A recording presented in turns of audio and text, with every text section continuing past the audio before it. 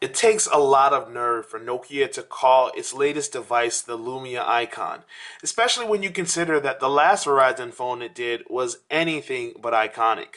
But I must admit, Nokia really stepped its game up when it comes to the icon.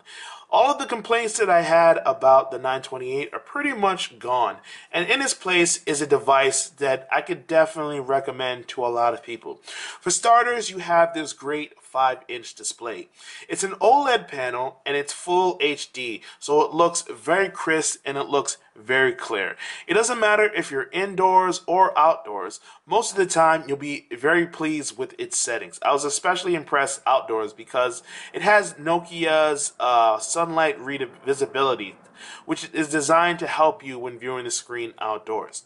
The one problem that I had is the brightness setting. You don't really have much control over it. You can either put it on automatic, high, medium, or low. You can't really fine-tune it to the exact setting that you'd like, but more than likely when you put it on auto, it'll recognize the ambient light around you and apply the right setting. So it'll be very bright when you're in a dark room and very visible when you're outdoors. It'll realize that.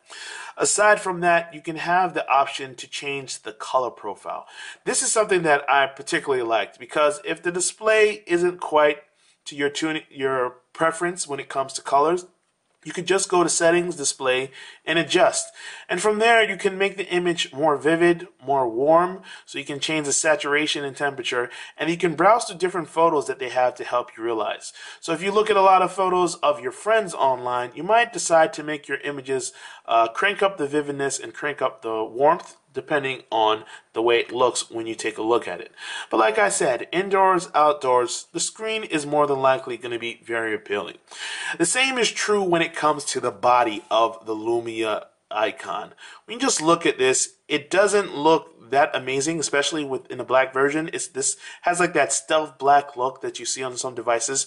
There's a white version as well that looks like a little bit more flashy, but in terms of feel and design, it's boring, but in a good way.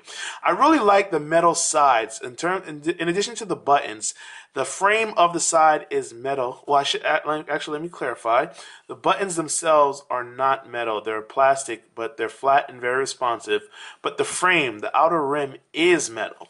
And the back is plastic as well. But it's not a glossy plastic like we saw with the 928, which can really get smudgy and fingerprint and ugly and oily. That's not an issue here. It's just a regular plastic body. No special coating.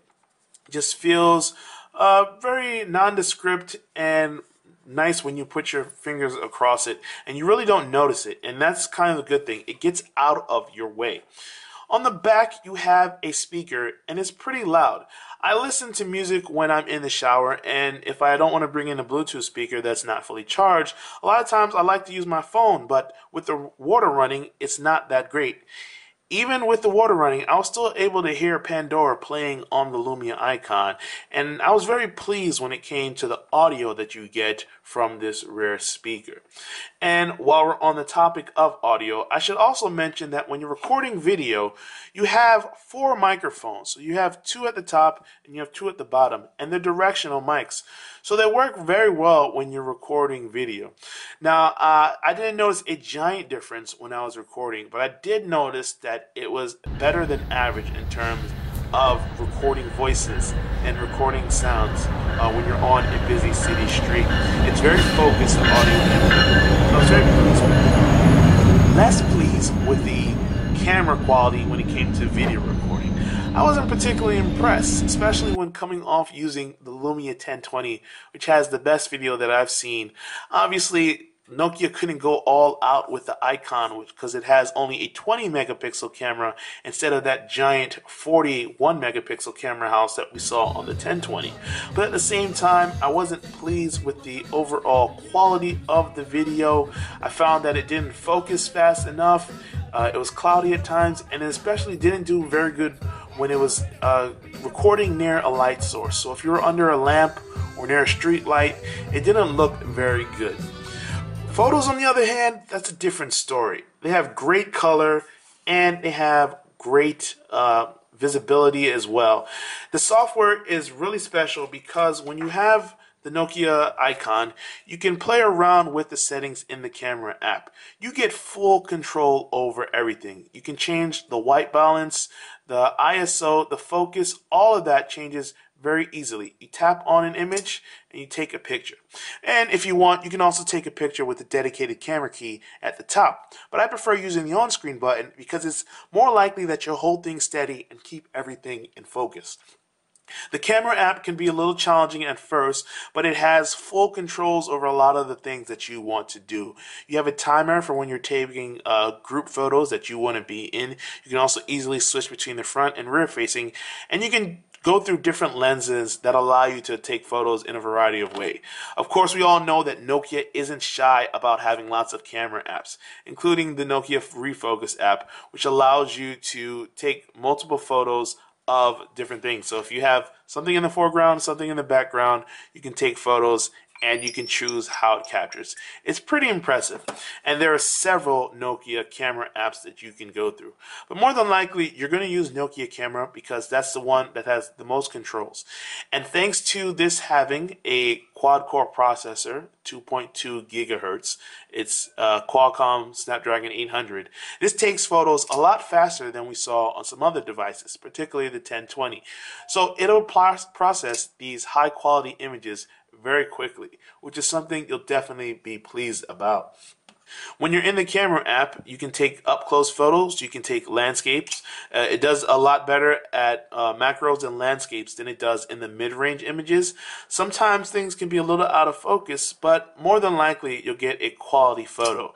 And in the event that you want to zoom in a little bit closer, there's actually a one-finger zoom. You just drag your finger up and down to zoom in and out. And just like that, you're taking better photos. Other aspects of the software are a little more challenging. You don't have the same amount of choices when it comes to Android or iOS, but you do have some good features built directly into Windows Phone 8. For instance, on my lock screen, I've got this appointment that I need to keep up, and it gives me a quick reminder as soon as I get in.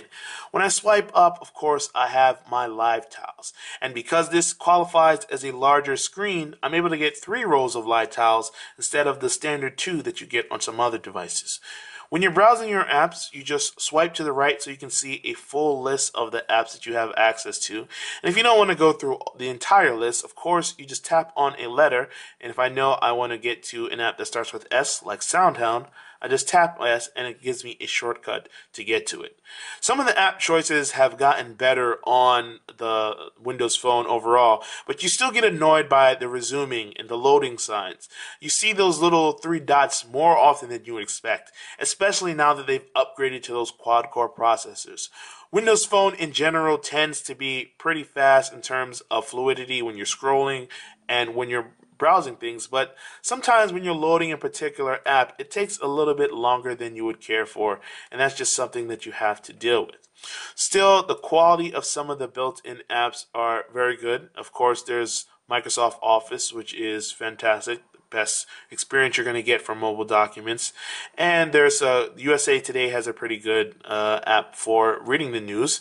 And then you have the official Instagram app and things like that. But I've softened on my problem with apps coming late to Windows Phone because, for instance, Instagram for Windows Phone is just not very good. You're better off using a third-party option like SixTag. Obviously, I would have preferred to have the official app be a lot better, but if you got to make the best of a bad situation, there are some quality app developers out there that are doing some good work on Windows Phone. Not as many as you'd like, but they're there nonetheless. It's a little more challenging when you're using Google services. For instance, if I want to check my Gmail, it's very easy for me to connect it and not have any issues related to using Gmail. But if I want to use Google Plus or Hangouts, 2 apps that I use daily to communicate with people, I can't use them. I don't have Google Music, but I have Pandora, Spotify, and plenty of alternatives. It's a little harder to get YouTube because Google and Microsoft don't play well together, and that's rather unfortunate. But like I said, you can kind of know the risks when you go into using a Windows Phone. You're not going to get as many app choices, but you'll get most of them. The real issue is going to be the feature choices. For instance, if something new comes out for Pandora, it's probably on Android and iOS before it comes to Windows Phone. And there's several weeks, if not months, of waiting for new features to make the jump over. In other areas, it's less of a bother. If you're just someone who's going to go on the internet, Internet Explorer does a reasonable job in terms of loading content, in terms of loading it quickly and efficiently.